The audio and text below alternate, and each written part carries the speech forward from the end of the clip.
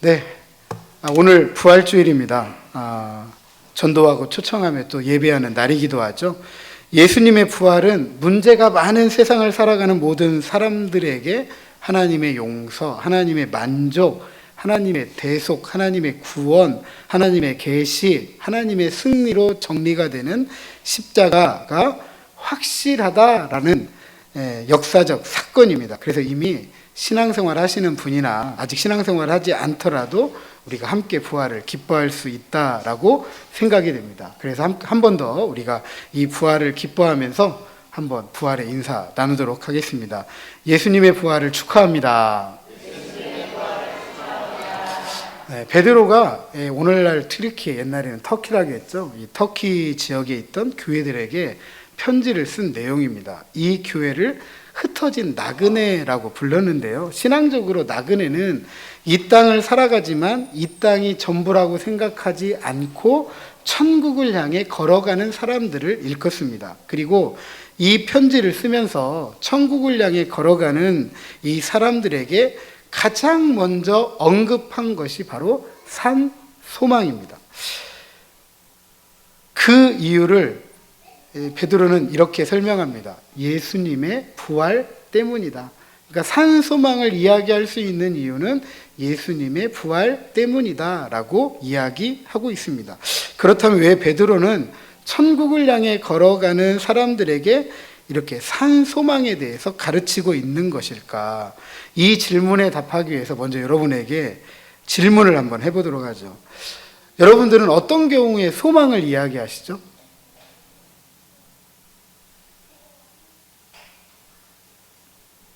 한 번도 이야기 안 해보신 것처럼 이런 경우에 소망을 이야기합니다. 개인적이든 가정적이든 자녀들이든 일가 친척이든 힘든 일이 있을 때 소망을 이야기해요. 어려운 일이 있을 때 소망 이야기하고 고난 중에 있을 때, 고통받을 때, 경제적으로 어려울 때, 또 심각한 병에 걸렸을 때, 그죠? 죽음의 위협에 처해 있을 때 이때 소망 이야기 하잖아요. 좋은 선생님 만날 거야. 좋은 병원 만날 거야. 곧 회복할 거야. 나을 거야. 좋아질 거야. 이게 소망 이야기 하잖아요. 다시 말씀드리면 소망을 이야기할 때는 낙심이 되는 일이 있을 때, 절망되는 일이 있을 때 우리는 소망을 이야기합니다. 자, 이런 상황을 유추해 보면 베드로가 천국을 향해 걸어가는 사람들에게 소망을 이야기하는 것은 우리가 분명하게 무엇인지는 알지 못하겠지만 이들도 낙심이 되고 절망이 되는 그런 상황, 환경 속에서 힘들었다, 어려웠다, 고통받았다, 고난받았다 충분히 생각해 볼 수가 있습니다. 그리고 당시에 로마 제국에 네로라는 황제가 통치를 하면서 상당히 예수 믿는 사람들이 어려움을 겪었습니다. 그리고 그 시대에 순교를 했던 인물 중에 하나가 바로 베드로이기도 하고 우리가 잘 아는 바울이 순교를 하게 됩니다. 물론 지금 베드로는 순교 당하기 전이고 그런 위협을 충분히 알고 있었기 때문에 흩어진 나그네 천국을 소망하며 걸어가고 있는 이들에게 소망에 대해서 이야기를 했던 것이죠. 위로가 필요했던 사람들, 격려가 필요했던 사람들, 이들에게 산 소망을 이야기했던 것입니다. 이 소망은 고난을 통해서 영광으로, 십자가의 길을 통해서 부활을 바라보면서 걸어갔던 이 예수님의 부활을 통해 주어진 것이기 때문에 예수님의 부활 때문에 산 소망을 이야기했던 것입니다. 다시 말씀드리면 예수님의 부활 때문에 걱정하거나 염려하거나 두려워할 필요가 없고 오히려 소망을 가지고 힘들고 어렵고 고난 많고 고통 중에 있지만 그 삶을 이기고 승리하도록 가르쳤던 것입니다. 그래서 우리도 천국을 향해 걸어갔던 사람들처럼 힘들고 어렵고 고난 많고 고통스러울 때 부활의 소망을 말해야 되고 말할 수 있어야 되고 그것을 붙들고 오늘을 살아야만 하는 것입니다. 그래서 우리는 이렇게 고백할 수 있을 것입니다. 저를 한 번 더 따라서 하시죠. 부활이 소망입니다. 옆에 있는 분들에게 권면하십니다. 부활이 소망입니다. 근데 많은 분들이 이 부활을 이야기하면 외면하거나 받아들이지 않습니다. 그리고 이 소망을 이야기하면 어리석다라고 이야기도 합니다. 그래서 저는 오늘 부활이 산 소망이다라는 이야기를 해보고자 합니다. 살았다라는 말의 반대말은 어떤 말이죠? 죽었다라는 이야기죠. 그죠? 그러면 산 소망이 있다라고 하면 어떤 소망도 있을까요? 죽은 소망도 있겠죠. 산 소망이 부활로 말미암아 주어진 결과라면 죽은 소망은 부활을 알지 못하고 살아가는 삶이다라고 말할 수 있을 것입니다. 예수님은 죽은 자 가운데서 다시 살아나셨고 하나님은 예수님 안에서 우리에게 부활의 소망을 주셨습니다. 반대로 하나님은 이 역사적인 사건 사실을 인정하지 않고 받아들이지 않는 분들은 그냥 내버려 두십니다. 그래서 부활의 소망이 없고 부활로 말미암아 주어지는 산 소망과는 관계가 없는 죽은 소망 안에 살게 되는 것이죠. 베드로는 이것을 경험적으로 알고 있는 사람입니다.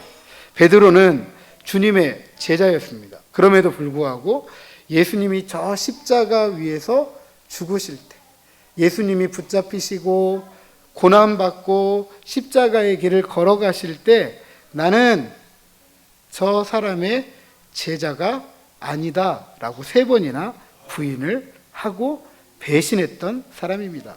그렇다면 이런 사람에게 하나님께서 주실 복이 있을까요? 없을까요? 여러분 같으면 이런 사람에게 복을 줄까요? 안 줄까요? 우리 같으면 안 주죠. 예. 그리고 세상에서는 이렇게 얘기하더라고요. 배신자의 최후는 한 번도 안 들어보셨어요? 예. 오늘 왜 그러실까? 배신자의 최후는 죽음이래요. 그러니까 너나 나나 죽음으로 끝내자라고 이야기하지 이런 사람에게 복을 줄 이유가 없는 거죠. 하나님도 마찬가지 아니겠어요? 하나님도 어떻게 이런 베드로에게 복을 주실 수 있을까? 부활의 산소망을 이야기할 수 있는 자격이 없는 사람이죠. 그럼에도 불구하고 이런 베드로에게 산소망을 주셨다는 거죠. 산소망을. 이런 베드로를 다시 사신 예수님께서 만나 주셨고 이 베드로를 부활을 전하는 전도자가 되게 하셨습니다.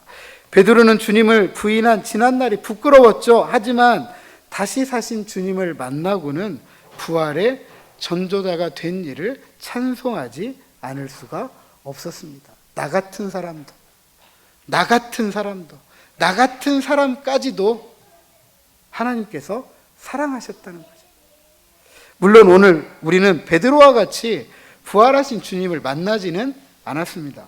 우리는 단지 성경이 가르치는 대로 이 부활의 이야기를 말씀을 통해서 듣고 나눌 뿐입니다.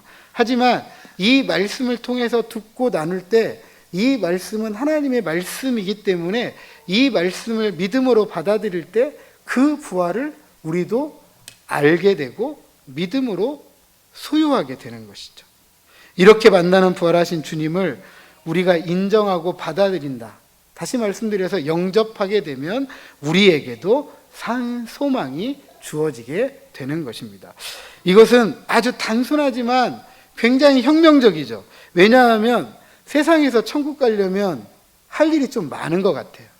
이것도 해야 되고 저것도 해야 되고 그죠? 네.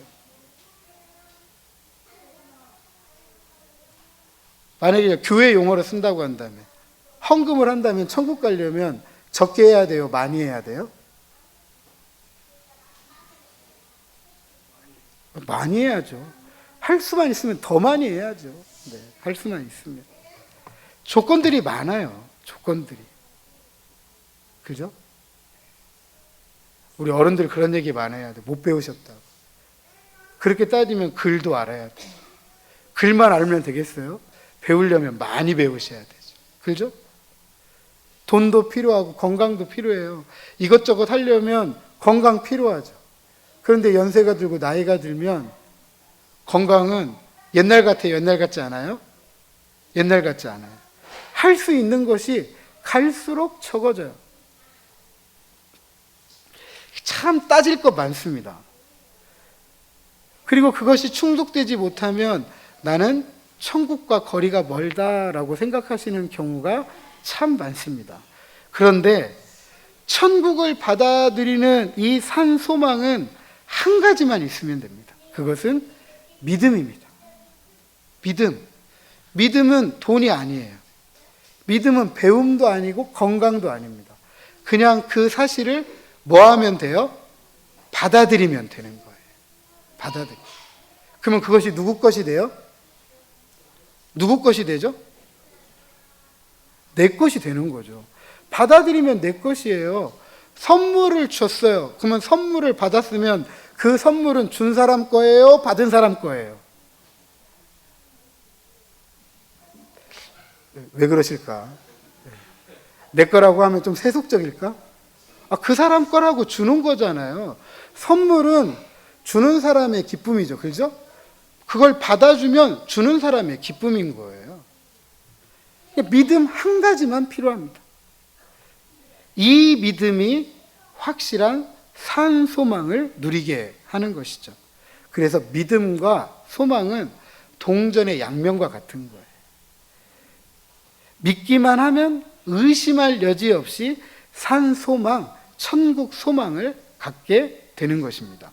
아직까지 예수님을 알지 못하고 그분의 부활을 믿음으로 받아들이지 않는 분이라 할지라도 이 시간에 이 부활을 믿음으로 받아들여서 함께 저 천국에 대한 소망을 가지고 천국까지 함께 가는 우리 모두가 되시기를 주님의 이름으로 축복합니다. 그렇다면 왜 우리는 천국에 대한 소망을 갖기 위해 믿음을 가져야 될까? 믿음을 가져야 될까? 고대 세계에서는요, 가장 두려운 것이 죽음이었습니다. 고대 철학자, 그리스 철학자였던 아리스토텔레스는 죽음을 가장 무시무시한 것이라고 생각을 했습니다. 왜냐하면 죽으면 끝난다고 생각했기 때문에 그래요. 그래서 우리는 장례식에 있어서 장례 절차 중에 발인식 있잖아요. 발인식을 보통 뭐라고 이야기하죠? 영결식이라고 이야기합니다. 영결식은 이제 영원히 이별한다라는 그런 의미이죠. 그런데 예수님의 부활은 우리의 삶이, 우리의 인생이 죽음으로 끝나지 않는다라는 것을 가르치기 위해서 다시 살아나셨습니다. 그래서 죽음에 새로운 빛을 비추어 주신 거예요. 부활은 죽음으로 끝나는 인생에게 새로운 삶이 주어진다라고 가르치고 선포하는 것입니다. 그래서 베드로는 죽음으로 끝나지 않는 이 새로운 삶을 우리에게 세 가지로 가르치고 있습니다. 첫 번째로 4절에 보니까 이 산 소망으로 가득 찬 새로운 삶은 하늘에 간직한 것이다 라고 하였습니다.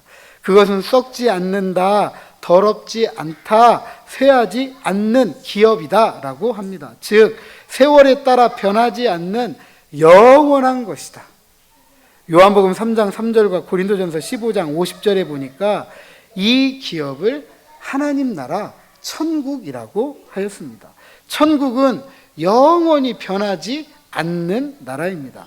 문제 많은 삶 때문에 힘들고 어렵고 고난당하고 고통 중에 있는 이 땅을 살아가지만 우리가 변하지 않는 영원한 생명의 나라를 소망한다라는 것은 예수님의 부활 때문입니다. 예수님의 부활은 우리가 믿음으로 받아들이기만 하면 영원히 변하지 않는 천국을 보장받고 살아가게 되는 것입니다. 두 번째로 5절에 새로운 삶에 대한 이 소망은 하나님의 능력으로 보호를 받는 것이다 라고 하였습니다. 비록 베드로가 살아가던 시대처럼 우리 핍박당하고 환난당하고 박해당하지 않습니다. 그런 일 때문에 낙심하거나 절망하지는 않아요. 그러나 우리가 살아가는 삶도 힘들고 어렵고 고통과 고난 많다라는 것은 부정할 수가 없어요. 그래서 우리 어르신들 그런 얘기 많잖아요. 삶을 살아가다가 아이고 힘들다. 아이고 힘들다. 아이고 죽겠다. 아이고 죽겠다. 이거 다 무슨 이야기예요? 그만큼 삶이 어려운 거예요. 그만큼 삶을 살아간다는 것이 쉬운 일이 아니다라는 것이죠. 그것이 개인적이든 가정적이든 뭐 그것이 경제적인 문제이든 자녀들의 문제이든 건강의 문제이든 뭐 이웃의 문제이든 마음의 문제이든 문제가 없이 살아가는 분들은 한 분도 없어요. 이런 삶에서 필요한 소망은 평안이죠. 안녕이죠. 그래서 베드로는 이런 안녕과 평안을 묘사하기 위해서 군사적인 용어를 써준 거예요. 부활의 소망을 가지고 살아가는 이들을 하나님은 자신의 능력으로 지켜주신다. 보호해 주신다. 자녀들이 삶을 살아가다가 힘들고 어려우면 누구 찾죠? 누구 찾죠? 네. 저 전화 올 때 있잖아요. 멀리 떨어져 있으면 전화 와요. 엄마, 아빠. 근데 목소리 들으면 알아요, 몰라요? 알아요, 몰라요? 왜 알죠? 평소하고 다르면 뻔한 거죠. 목소리가 가라앉아 있고, 뭔가 목소리가 무거우면 요놈이 힘든 일이 있구나. 요놈이 어려운 일이 있구나. 그죠? 아이들 다 키워보셔서 알잖아요. 학교에서 좋은 일 있으면 집에 뛰어올 때 우리 자녀들이 어떻게 뛰어오죠? 자, 대문 막 저기 보일락 말락 하는 데서도 이러고 뛰어요. 엄마! 아빠! 하고 뛰어와요. 그죠? 근데 뭔가 학교에서 문제가 있어. 그럼 어떻게 오죠? 어깨는 툭 처져 있고 그냥 걷는 것도 걷는 게 아니야. 그죠? 고개도 팍 숙이고 걸음 걷는 건 힘 하나도 없고. 그럼 알아요, 몰라요? 다 알죠. 다 알죠. 그런데 왜 엄마 아빠 찾죠? 엄마 아빠는 다 누구 편? 누구 편? 내 편. 엄마 아빠만 있으면 내 편인 거예요. 그냥 좋아요. 네? 그냥 편안한 거예요. 그렇게 하나님이 우리를 지켜주시고 우리를 보호해 주신대요. 아멘.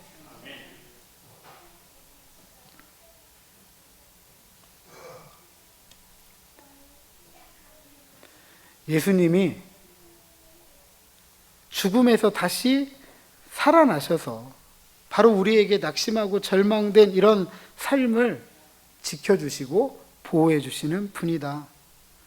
그분이 죽음을 이기고 다시 살아나셨다라고 한다면 우리의 힘들고 어려운 일들 지켜주시고 보호해 주시는 일은 얼마나 더 쉽겠어요. 그렇죠.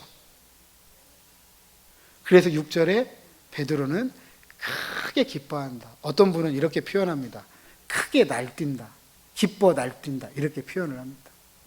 그러니까 베드로가 예수님에 대해서, 예수님의 부활에 대해서 전도를 하다가 환난이 있고 핍박이 있고 박해가 있는데도 기뻐 날뛰면서 전하다가 결국 순교한 거죠.